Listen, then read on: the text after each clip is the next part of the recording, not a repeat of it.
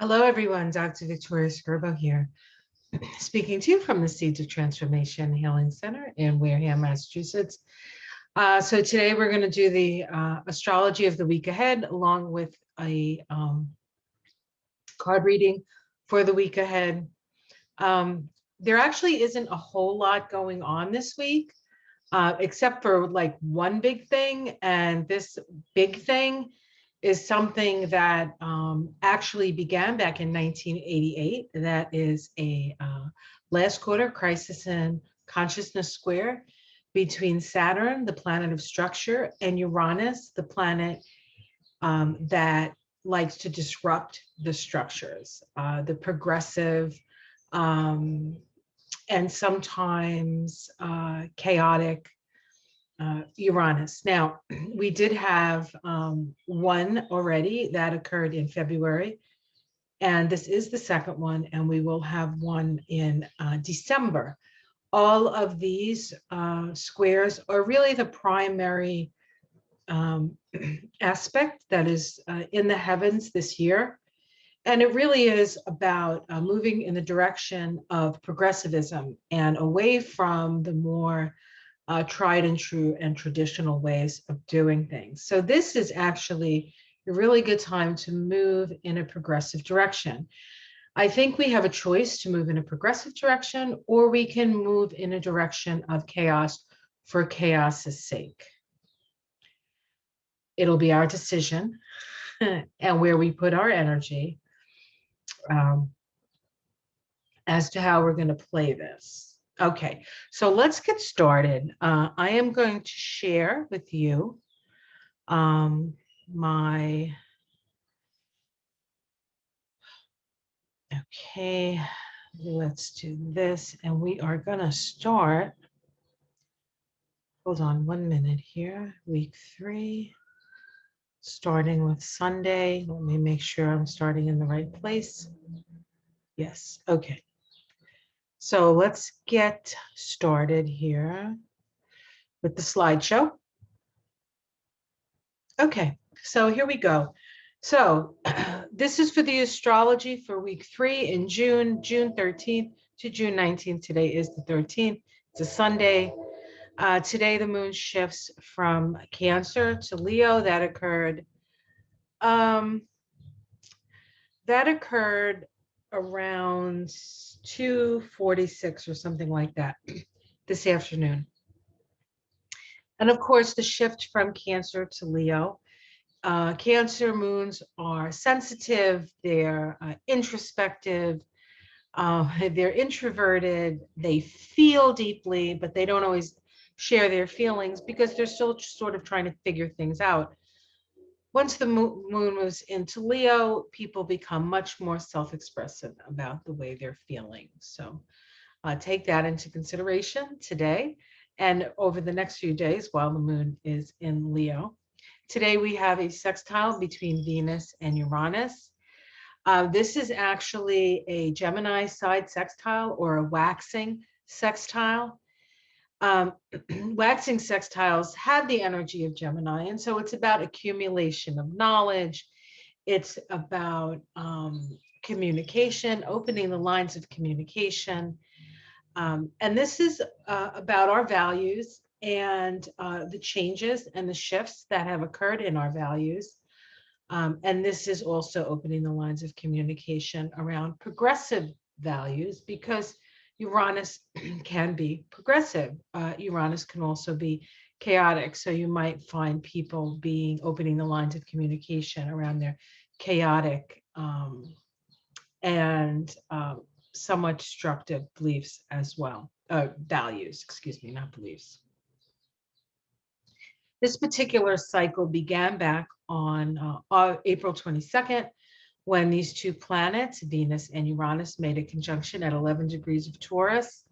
And the 11 degree of Taurus, Sabian symbol is a woman watering flowers in her garden.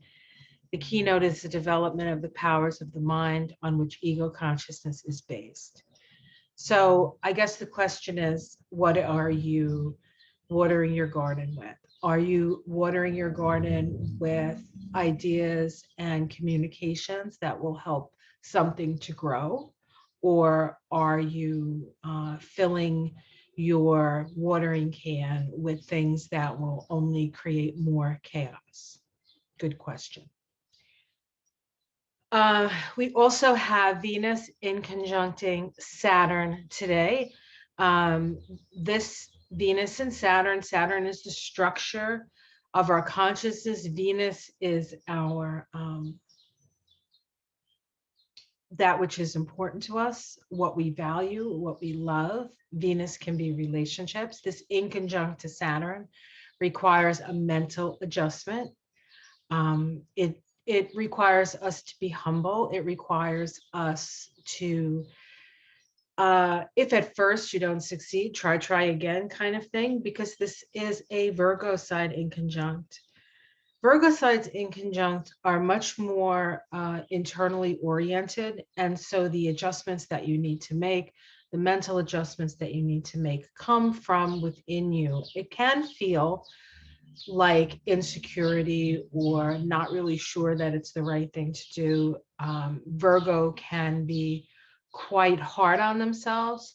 And so you might find yourself being a little harder on yourself or on your relationships, because Venus is the planet of relationships. This is not a time for the blame game. This is a time to figure out what mental adjustments need to be made in order to align yourself better with where you're at and where you want to go. This particular cycle between Venus and Saturn began at 6 degrees of Aquarius back on February 6th. The Sabian symbol for 6 degrees of Aquarius is a masked figure performs ritualistic acts in a mystery play. The individual involvement with long established patterns of activity aiming at the release of collective power. Collective power. So we may find somebody attempting to usurp collective power or have it work in their benefit. That can help. That can actually happen, assuming that the person comes from a place of humility, because the inconjunct requires that. It requires humility. It requires a willingness to make changes to your original vision in order for it to make it more palatable to more people. Okay, so that is the energy of Venus in conjunct Saturn. Now, Monday, June 14th. It's a 25/7 vibration. That is the Prince of Wands or the Knight of Wands. It is the knight that is going on a quest and an exploration.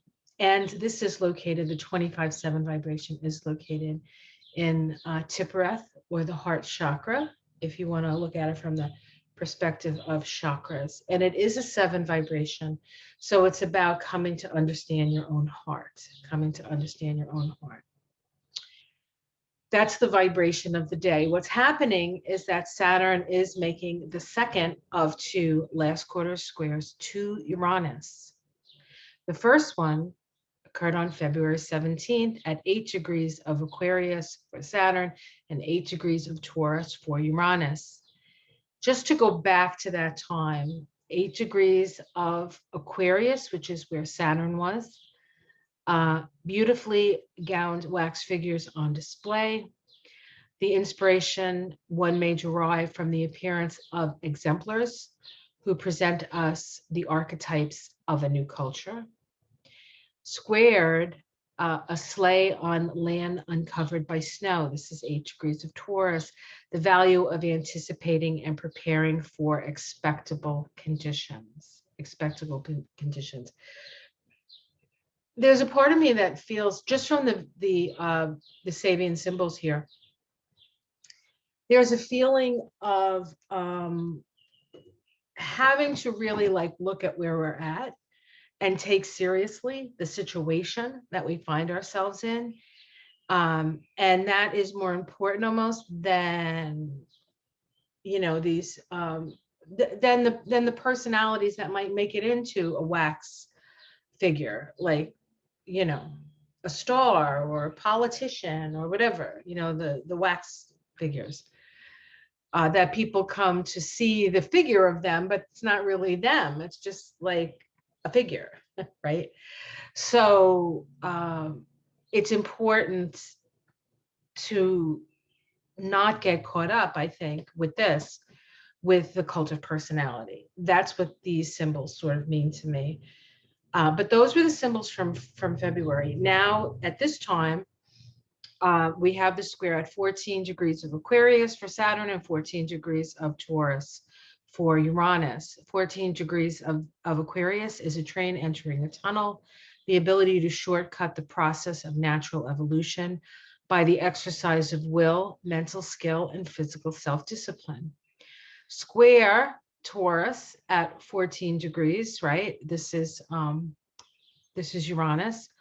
On a beach, children play while shellfish grope at the edge of the water. And the symbol, the keynote for that is returning to simpler joys for revitalization. So there is this square between this really intense, laser-like focus at utilizing your concentration, and in a square to sort of just relaxing, right? And just enjoying nature, as it were. So that's an interesting, those are two interesting symbols. I'm not really sure how they are going to manifest. I actually haven't spent a whole lot of time thinking about that, but I do know that this is what it looks like. All right, so this is the chart for the square between Saturn and Uranus. It is the second one in 2021, and it is for the United States. I have it for the United States, but I did put it in a. Oh, actually, this is for the United States, but I put it in a regular chart, right? So let's look at it from the perspective of just the archetypes that are being expressed here. We have Saturn in Aquarius, right? Saturn in Aquarius in that 11th house. Oh, excuse me. Sorry about that. I have to go back. I clicked on something. Taurus, of course, in the second house, because this is a natural chart. So just from that alone, we're looking at the needs of the individual and the needs of the collective. Saturn in the place of the collective says we need to have structures in order for the collective for us to evolve, for us to progress, right? And then Uranus here in the second house can be rebellion because of resources, rebellion because you feel like people want something that's yours, perhaps. Now, in the chart of the United States, the ascendant is at 23 degrees of Scorpio, meaning that this is a transformational time for the United States. And of course, the United States is in the middle of its Pluto return. So why wouldn't it be a transformational time for the United States? The other interesting thing about this square is that the moon in Leo is involved. And so this is in a mundane chart, which this is when you pull a chart for a moment in time, how it's going to affect a particular place. In this case, the United States, although we don't have the Scorpio ascendant here. We just have it in its natural place. All the same, the moon is the people. The moon is the people. So there is tension between the needs of the people and whether or not those in authority or power, Saturn, especially the Senate and the Congress, that's what the 11th house is about. This is the presidency, and this is the Senate and Congress here, right? Whether or not they're going to do their job. And here we have Uranus in that second house. Revolution. Now we could have some sort of financial thing occur. I don't know.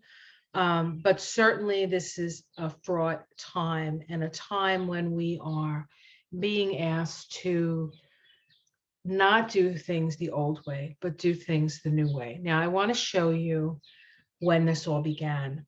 This last quarter square between Saturn and Uranus is actually part of a synodic cycle that began all the way back in 1988. To put that into context, that was a year before AOC was born. And so we're talking about a while back, right? At that time, we had 3 conjunctions, all in the latter degrees of Sagittarius, 30 degrees, 29, and 28 degrees, and in that succession between Uranus and Saturn. That started the synodic cycle that this year has come to its 3/4 place. The 3/4 is the crisis in consciousness. This is the time when we question authority. And the interesting thing about that, I think, is that the nature of the energy between Saturn and Uranus really is sort of this last quarter square. I feel like this is where the rubber meets the road. This is where we have to change the way we believe, perhaps, or think about things. So 30 degrees of Sagittarius. The first Saturn-Uranus conjunction occurred on February 12th, 1988. That was a 40/4 vibration, which in the tree of life is in Malkuth, which is the kingdom, which is the earth. 40/4 is also Donald Trump's path of life and Pence's shadow, but that's not here nor there. 30 degrees of Sagittarius, the Pope blessing the faithful, the need to pay homage to traditional values upon which the invisible community of spirit is built. I don't necessarily think this is being true, paying homage to traditional values of the Catholic Church as much as it could be the traditional values of what the Catholic Church is based on, which is the word of Jesus, right? The gospel of Jesus, which is a gospel of love. Gospel of love, let's not forget. The second Saturn-Uranus conjunction occurred June 26th of 1988. It was a 58/4 vibration that is associated with Hesed in the tree of life, which is associated in the throat chakra. As I say that, my throat closed up, interestingly enough. 29, and this occurred at 29 degrees of Sagittarius, a fat boy mowing the lawn of his house on an elegant suburban street. The need to attend to everyday tasks, which both ensure social worth or respectability and benefits one's constitution. There's a certain amount of keeping up with the Joneses with this vibration, but also the fact that it takes work to maintain a certain level of whatever, level of wealth or level of, how it seems to other people, what's important, like how it's, how other people perceive you. I always say one of my favorite sayings is, what people think of you is none of your business. What do you think of yourself? Of course, that can be taken to in the wrong direction, such as certain malignant narcissists have shown us. But if you're not a malignant narcissist, right? What do you think of yourself, right? What do you think of yourself? And then the third conjunction occurred October 18th of 1988 at 28 degrees of Sag. And the Sabian symbol for that was an old bridge over a beautiful stream, still in constant use. The enduring elements in a society which reveal its ability to significantly link the genius of its individuals to the everyday needs of the collectivity. That's just one of my favorite symbols, actually, of the Sabian symbols, because it's talking about what works and what still is useful to continue to build upon that. So there is a question here as what do you believe in? What is important to you? What really matters in your life?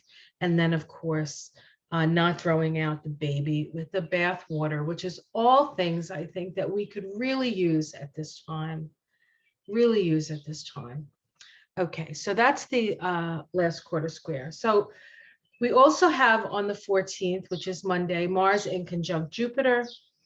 Mars is now in Leo, so Mars is pretty, on it, right? Jupiter is an expansive Pisces. What could possibly go wrong?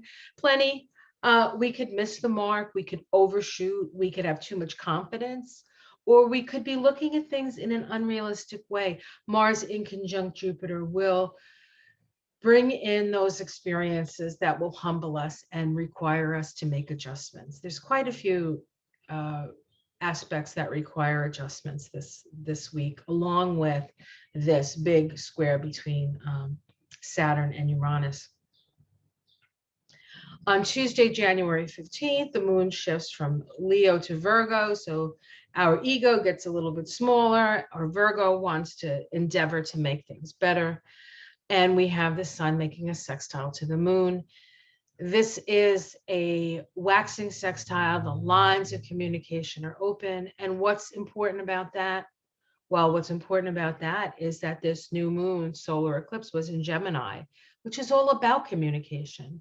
So we have more communication coming in. We do have to keep in mind, however, that Mercury is still retrograde. It's retrograde into next week. The 22nd is when it goes direct. So even though the information comes in and the lines of communication are being opened, we have to check and double check and run things through our filters. Nothing at face value. We have to hold back, sit back, and watch. We have to become observers. Everybody's playing a part, and the part of the observer is a very, very important part, because to a certain extent, we bear witness for spirit. On Wednesday, the 16th, we have the moon in Virgo all day, and we have a sesquiquadrate between Venus and Jupiter. When you see sesquiquadrate, there's always some sort of humbling experience on its way. It will either come from within you or will come from outside of you. This is one of those within you sesquiquadrates between Venus and Jupiter. Venus and Jupiter are considered benefics, though they're considered, I guess, happy planets. So we will have humbling experience, the need for adjustments. There can be some ego busting. This is part of the synodic cycle that began back on the 12th of February when we had these two planets, Venus and Jupiter, make a conjunction at 13 degrees of Aquarius. 13 degrees of Aquarius. And I think, if I can find it, yep. I just want to go over the Sabian symbol for that because I didn't put it in here. Because we didn't actually talk about that Sabian symbol. Yeah, let's see. So this is humbling experiences around this Sabian symbol. A barometer, the ability to discover basic natural facts that allows us to plan in advance for action. Anticipation.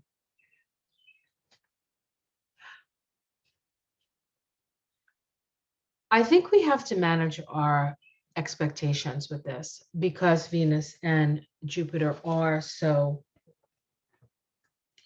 positive in their way. Manage your expectations around relationships, around how much you expect from your relationships. Okay. Thursday, the 17th, we have the moon in Virgo all day, and we have the sun in conjunct Pluto. This requires mental adjustments to further develop our psychological understanding of ourselves.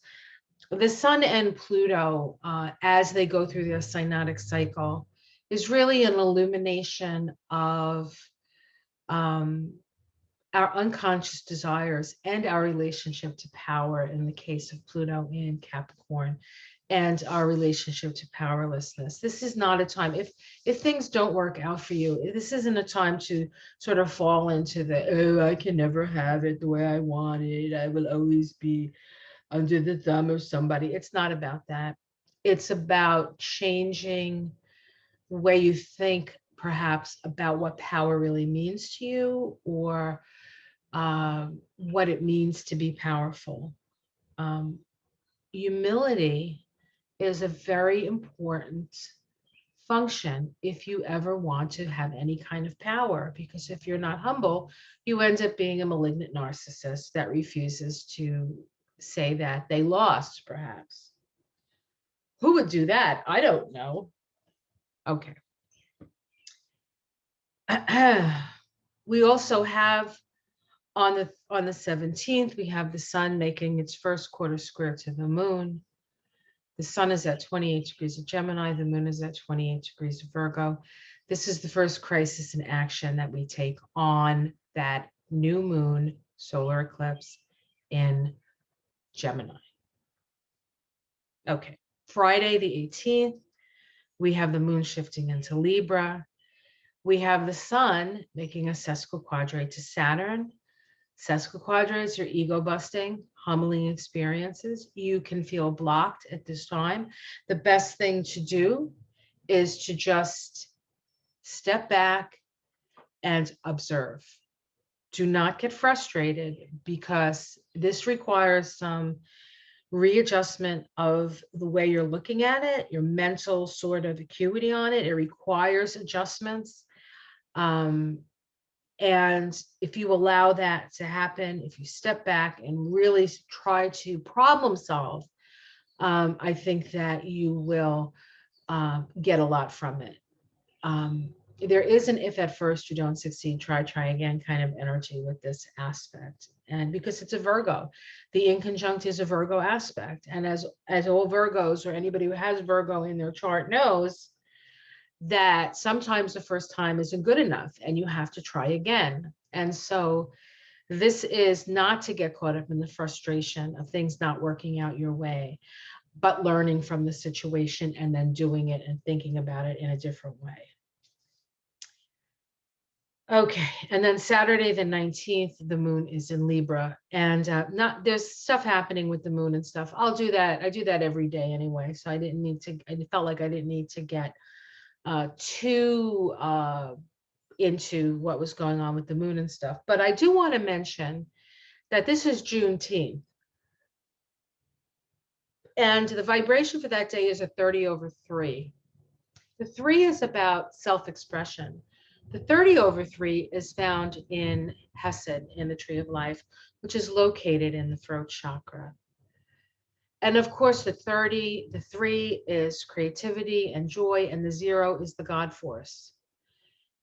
And so this is a really important time to tell your story, especially the story of slavery and the story of Blacks in America. I think it's really important to be open to perspectives that maybe you didn't have before, things that you didn't know before. It's a great time to open your ears and open your heart for that. So that's what I want to say about the week. So now what we're going to do is I'm going to escape this, and we're going to go to,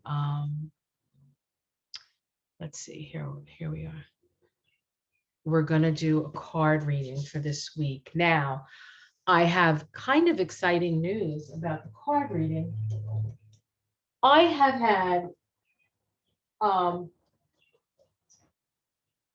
the Toth Deck, I don't know, for 25, 30 years.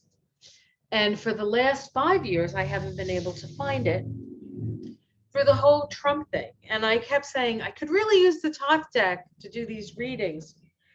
The only other person I know that uses the Toth Deck on a relatively regular basis is Lena, right? From Down Under. And I've come to realize that the Toth Deck is really a kind of deck that only the masters should really use. And you should only really use it when it's very, very important. So Lena is a master, so she could use it whenever she wants. But for me, I think that it wasn't a deck for me to ask about Donald Trump. And so it was hiding. And now that we are purging, I actually found it in this lovely cigar box. I have to show, you know how I am with boxes, right? This like lovely cigar box, Ramones. And it's got cedar in it. I don't know if anybody knows cigar boxes, but these cards smell amazing. I thought you would get a kick out of that, right? So we're going to use the Toth Deck, see what's coming up for this week. What do we need to be aware of this week? What is it? What do we need to know about this week coming up?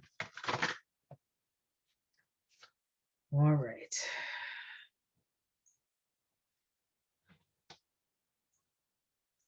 All right, let's see what we got. The immediate environment. Kind of nervous. We have the High Priestess. A High Priestess. This is actually one of my favorite High Priestess cards in all of the decks. So High Priestess is secrets, hidden things, silence, to know, and to keep silent. The High Priestess. So there is a mystery. Perhaps a mystery is getting uncovered. Let's see what's crossing that. The Hanged Man, delays. So there is a mystery. There is something hidden, but we are delayed. So if you're expecting to hear something, if you're expecting something to turn around with the square, you could be a little disappointed. But let's see what else we have here. Underneath it all is cruelty, but it is upside down. Now, I don't generally read cards upside down. However, cruelty, I like it upside down much better than I like it like this, right?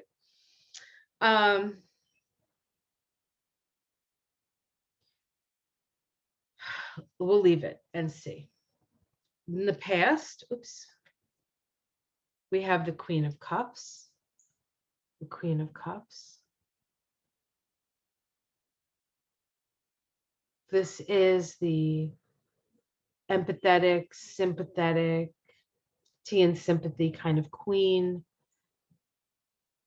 She is very loving. This queen looks like looks like an ibis, and there's some lotus flowers. Of course, lotus flowers symbolize our ability of beauty to come from the muck of our lives. Let's see what's in the sky. We have the Princess of Wands, messages, and the outcome, the sun, illumination. Wow, so there is some sort of illumination.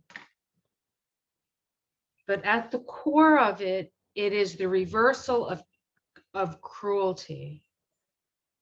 The reversal of cruelty, how it's seen from outside, interference, domestic situation, lust. This is the strength card in this deck, lust. That's a very powerful creative force. In the tree of life, this is the path of the secret of all spiritual things, which is the rising of the Kundalini. Hopes and fears, the Prince of Discs. I think that could be a hope. The Prince of Discs is somebody who is in charge, dominion over their accounts. and the Fool. Fool. So we have the Sun and the Fool. First, the Fool is Uranus. What's underneath? Bravery. Bravery. The Empress and indolence.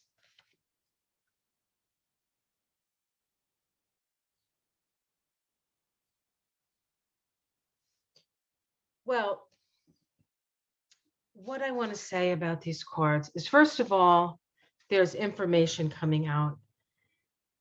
This could possibly have something to do with Joe Biden and Putin. Because of the cards that came out, something gets illuminated. Cruelty. Mars and Gemini. Mars and Gemini is, the United States has Mars and Gemini. And this new moon, solar eclipse, was right on our Mars in the United States. So this can be a very challenging time and very fraught. And the fact that we're having this G7 during this time is something is going to be revealed. Something is going to be revealed that we've waited for a long time. So perhaps the challenge of the Hanged Man is not delay, but because it's the challenge, perhaps it's the revelation. And so it looks like there's going to be some big revelations this week. Observe. Don't get crazy. Sit back and observe. Hold the space for peace. Hold the space for new beginnings. Hold the space for progressivity. Yeah, I haven't done many readings of late, but I'm getting called to do some readings. I decided that I would only really do cards when it came from inside. I want to look at Joe Manchin. I want to look at democracy. Those are the things I want to look at, but we're not going to look at them here today. So big doings, revelations this week. We're going to finally see, and it's going to put us on a new path. Something is going to be revealed and put us on a new path. Now, we can look at this from the perspective of politics if we want, but this is also your life. So something will be revealed and new opportunities, and you'll find yourself in a whole different place. That's what I think is going to happen. All right, guys, have yourself a great week. I'm going to be here all week. See me on my morning walks through the garden. The dumpster's leaving tomorrow. I'm so excited. I'm going to have my backyard back instead of looking out my door and seeing a dumpster. But it was absolutely necessary. And even though it was very challenging to let go of things that you get used to having around, but you don't really need, is both sad and liberating. So have yourself a great day. Like and subscribe. Much love, everyone. From my home to yours, from my heart to yours. Love you all.